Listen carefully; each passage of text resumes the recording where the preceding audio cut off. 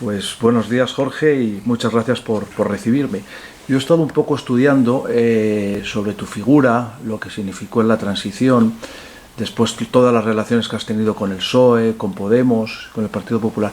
Y el otro día encontré una entrevista que me sorprendió, que hablas muy cariñosamente de Fraga, hablas bien de Fraga, y quería un poco preguntarte qué quedó en tu vida de ese paso por el Partido Popular y de todos esos años en que fuiste una figura relevante del Partido Popular, ¿no? Mucha experiencia, aprendí muchas cosas y aprendí aciertos y aprendí a cometer errores. Bueno, aprendí la vida, vamos. Eso es verdad, eso es así, eso se lo debo a Fraga, eso es verdad. Sí, sí, la entrevista le sitúas bien, hablas muy bien de él y eso me llamó la atención porque eres un caballero, ¿no? Hombre, yo creo que se merece, ¿no?, que se diga en qué fallaba y en qué acertaba. Y él tenía un carácter muy particular y tenía una cierta tendencia a rodearse de poder, rodearse de gente con poder, ¿no? Pero era un tipo generoso. Y luego en los últimos tiempos la transición está siendo muy denostada, ¿no? Y tú que has sido uno de los protagonistas de la transición, que estabas en primera línea de combate. Primera línea no, en segunda o en tercera, pero bueno, vale. Eras, digamos, un protagonista, digamos, de ese periodo. ¿Qué balance haces cuando han pasado ya más de 40 años de todo esto? ¿Qué balance haces de la transición? ¿Crees que nos equivocamos en muchas cosas o acertamos en más? No. Los poderosos acertaron perfectamente. O sea, dieron la sensación de que las cosas realmente cambiaban y que iban a cambiar. Algunos de ellos se lo creían, además. Y después resultó que en lo esencial no cambió nada. Seguía el problema catalán de pie, seguía el problema vasco de pie. Empezó a dispararse la corrupción, ya al final de la transición, al principio no. Y el poder económico no cambió de manos, el poder político tampoco en el fondo cambió de manos, el poder militar no cambió de manos, el poder judicial no ha cambiado hasta ahora, que ya es decir. Ese es el balance de la transición. Al menos la transición dio a los españoles, nos dio a los españoles, la ilusión de que algo se podía hacer. Ahora, visto con la perspectiva y los años que te dan más mala leche, te das cuenta de que no, éramos marionetas. Sí. Luego, en otra de las entrevistas que he leído tuyas, dices que realmente nunca fuiste de derechas, pero perteneciste al Partido Popular o Alianza Popular. Ese cambio ideológico, ¿cómo se dio y cómo...? No, mira, estaba pensando antes, porque sabía que me ibas a preguntar eso. No, yo lo que he tenido como constante en mi vida es la preferencia por la acción política. A mí la política me encanta. Y lo que significa que he hecho política desde las situaciones en las cuales me he encontrado.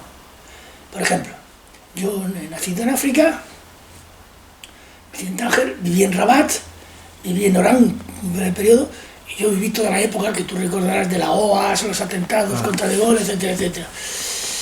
Y en aquel entonces pues yo vivía en Marruecos y vivía muy bien, y no queríamos irnos de ahí. Y por lo tanto, en aquel momento pues yo apoyé a los franceses que decían que no se iban, aunque fuera a golpe de goma 2. ¿Vale? Después vine a España. Franco no me entusiasmó para nada. Franco cometió para mí un error gravísimo, humano, cuando la muerte de Grimau, ¿vale?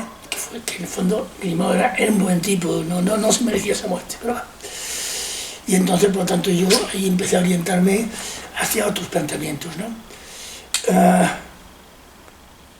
Estuve tonteando con gente de Falange un tiempo, poco, porque no me parecían serios. No por las personas, sino por el propio ideario, ¿no? Yo soy ateo desde que tengo conocimiento. Yo he sido fascista, lo reconozco, pero eso de cuando ya metí en un grupo de un tipo que era interesante, Narciso Perales se llamaba. Sí, el FSR me parece, ¿no? Eso sí, el FSR. Donde eché una mano, yo tenía allí un buen amigo, Javier Espinosa, del que perdí la pista. Y cuando me di cuenta que en el fondo lo que ellos llamaban revolución social era la doctrina de la Iglesia, Dios muy buena. y me quedé en medio. Después ya en la universidad conocí a Fraga, conocí a gente que estaba próxima a Fraga, aunque no eran fraguistas, eran una mezcla entre naseristas y la revolución peruana, peruanistas. Y eso me gustó más. Después ya es conocido el tema, se monta Reforma Democrática, que originalmente era un partido de centro-izquierda, por cierto. No, eso defendía un sector público de un 30 a un 40% de la economía, era un Guzmán, las autonomías claras, la reconsideración del Estatuto de Ceuta y Melilla, esas cosas que en aquel momento situaban ese partido claramente a la izquierda. Pero Fraga pensó que era más importante que ese posicionamiento era el franquismo sociológico. Y nos arrastró con él, y yo me dejé arrastrar más que nada por fidelidad personal.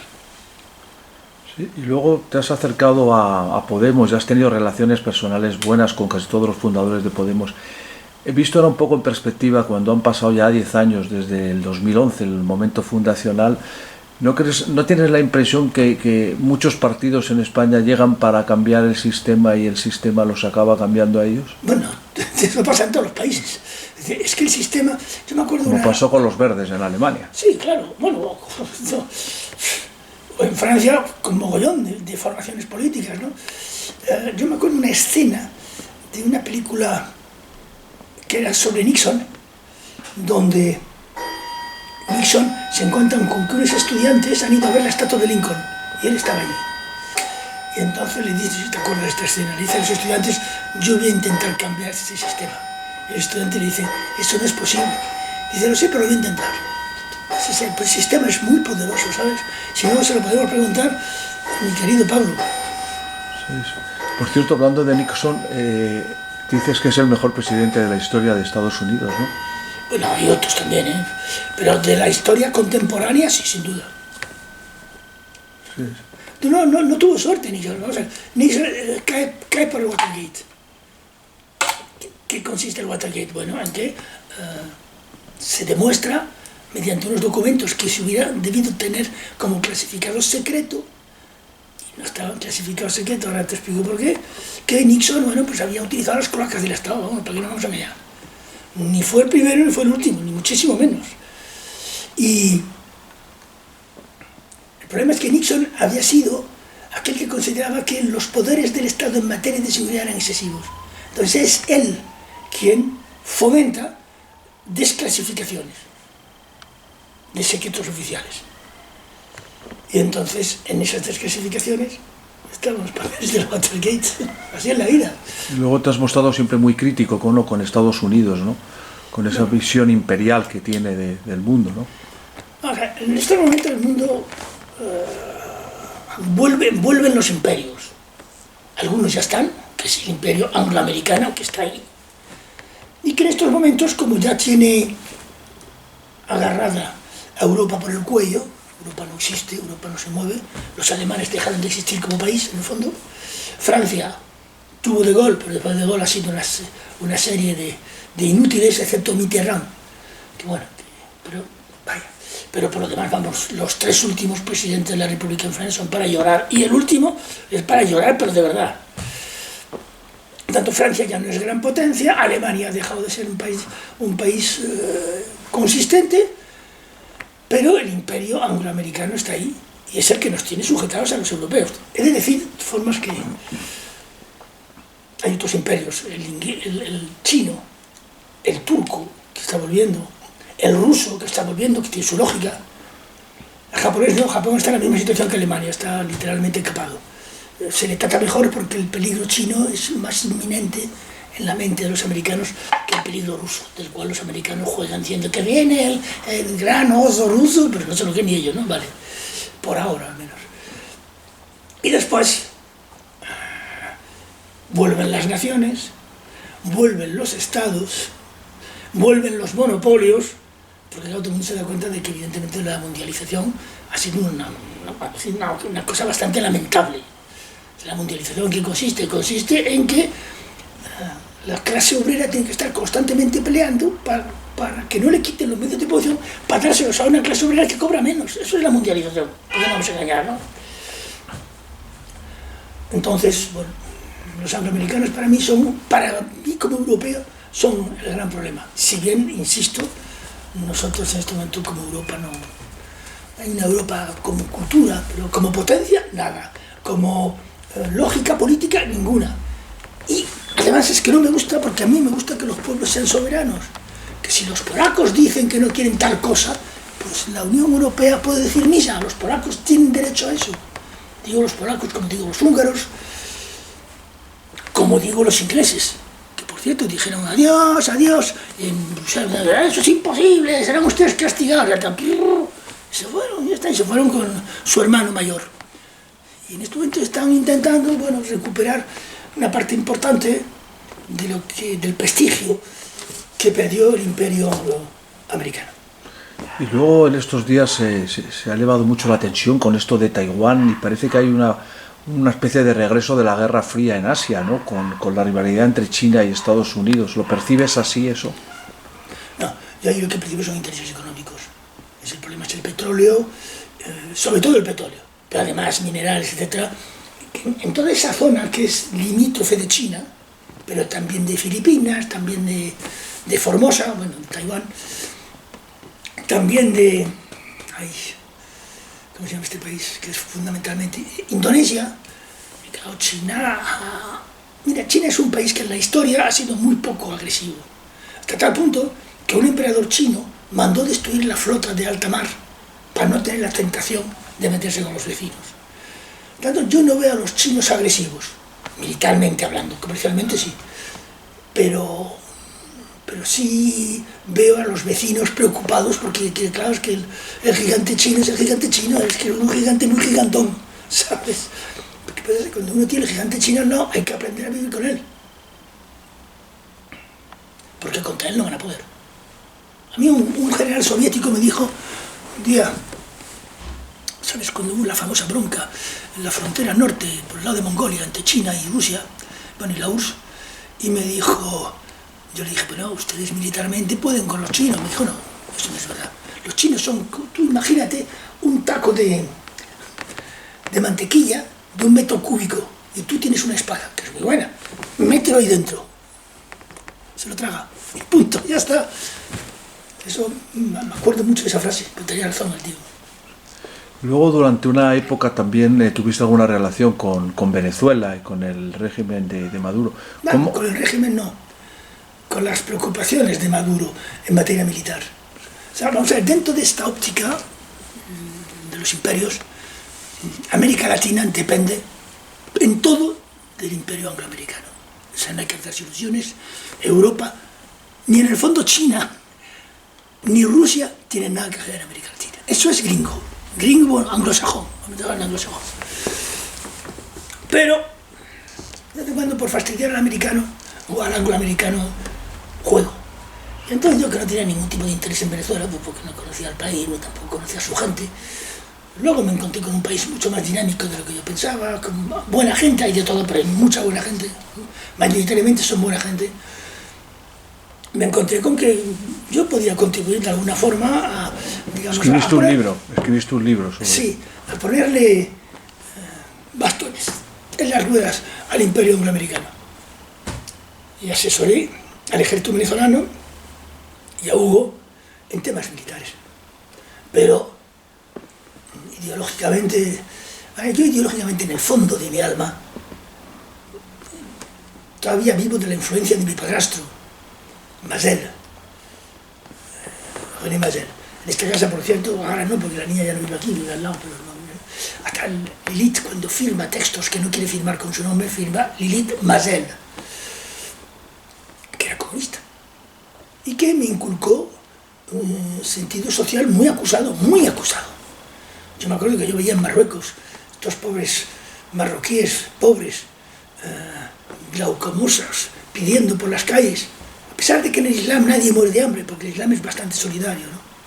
Pero yo pensaba, yo jamás dejaré que en mi país, que es España y que es Francia, esto ocurra. Y después, desgraciadamente, en un mundo en el cual esto no podría, al menos en Europa no debería pasar, he visto gente por la tarde esperando el cierre del supermercado para ir a recoger la basura del supermercado para comer. Lo he visto también. Vamos a ver, ¿qué mierda de sistema es este? Un día uno me dijo en una entrevista, me dijo, en el fondo tú lo que pasa es que eres antisistema. Y yo, sí, claro, ¿cómo voy a ser prosistema si este sistema no hay por dónde agarrarlo? Yo lo veo en mi calle, hay un Carrefour y lo he visto también. Claro. Eso. Están celebrando estos días los socialistas el Congreso y te quiero preguntar un poco cómo ves la salud de la izquierda en general en España, tanto de los socialistas, de Podemos. Mira, la salud de la izquierda, España no es un país muy relevante. De hecho, en nuestros textos tú mismo lo dices, ¿verdad? Ya. Yo hablaría más bien de la izquierda europea. La izquierda europea está destrozada. Anne Hidalgo, candidata del Partido Socialista, ha bajado por debajo del 5% en los sondeos. O sea, no tiene nada que hacer. Sí, han desaparecido muchos partidos socialistas. Sí. En Francia, te voy a ser, si yo sabes, soy medio francés, en Francia el Partido Socialista en la mitad del país ya no está, es que no hay. Las sedes cerradas, nadie milita, todo el mundo pasa del tema y punto, ¿no? Y el Partido Comunista casi desapareció también. Parece que ahora está recuperándose un poco, pero muy poquito. No, la izquierda en este momento en Europa pasa... La historia le pasa a la izquierda la factura de los errores. Primer error, el más grave, el que no tiene perdón. Haber jugado el tema de la mundialización y por tanto haber facilitado una política migratoria absurda que hacía, bueno, que entraban miles de obreros procedentes de África del Norte que hundieron literalmente la clase obrera francesa. Si el Partido Socialista y el Partido Comunista la hubiesen defendido, quizá no hubiera pasado. Pero al menos se hubieran notado que la defendía. Pero es que no. El Partido Socialista y el Partido Comunista tiene cojones, lo que voy a decir ahora. El Partido Socialista se dedica a las minorías, homosexuales, lesbianas, emigrantes. Y claro, la clase obrera francesa llega un momento en que dice, ¿a mí quién coño me defiende ahora? Aquí hay una señora, hija de un tal Le Pen, y terminan votando por Marine Le Pen, que es el primer partido obrero de Francia, que tiene cojones el tema.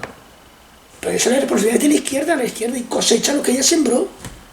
¿Y crees que ha sido un proceso parecido en España a lo que ha ocurrido con Vox también, el ascenso? Hombre, claro. En España hay otro problema. En España está el problema de los Borbones. Es decir, perdona que me remonte tan lejos, pero en España gobernaba la Casa de Austria. La Casa de Austria tiene una concepción imperial, que es importante. Concepción imperial que significa que el imperio de los Austria se componía, hasta el final, pues de diferentes nacionalidades a las que se dejaba coexistir con tal de que aceptaran al emperador un ejército común y una moneda común. Vale. Esto en España fue así. Eso es lo que se llaman los fueros. Pero vino la concepción de la nación, que era francesa, los Borbones, que en cuanto llegaron, la cagaron. Dijeron, los fueros fuera. Los fueros fuera. Guerra en Cataluña. Y desde entonces España tiene un problema añadido, también para la izquierda, que es la cuestión nacional. Que en el fondo la izquierda no se atreve a decir, hombre, a mí me lo dicen en privado, ¿no? Todos me lo han dicho. Desde gente del Partido Socialista Obrero Español hasta pasando por Paco Frutos, del cual fui buen amigo, pobrecito, también se ha muerto, o Enrique Curiel, que también murió, o la gente de Podemos. En España no hay otra solución que no sea la confederación. Es decir, que lo que dice el Estado central pueda no ser aplicado por alguno de los Estados miembros si considera que daña sus intereses. Y aquí, paz y después gloria. Eso sí, política exterior, que no la hay porque estamos en la Unión Europea, política de defensa, que no la hay porque aquí hay 4 tanques pelados, moneda, no hay ningún problema, está el euro, y bueno, y cierta concepción de la soberanía nacional. Pero por lo demás, todos los Estados miembros de la Confederación, si no pasa nada. ¿Tú crees que las autonomías es mucho menos que una confederación? Cuando las autonomías se enfadan, esto es una confederación. Pues ya no, es que no le aplique porque no me da gana. Punto, ya está. Entonces formalices eso y se rebajará la tensión. Pero para eso la izquierda tiene que empezar a decir esto, ¿no? Bueno, la solución confederal es la única. Mientras no lo diga.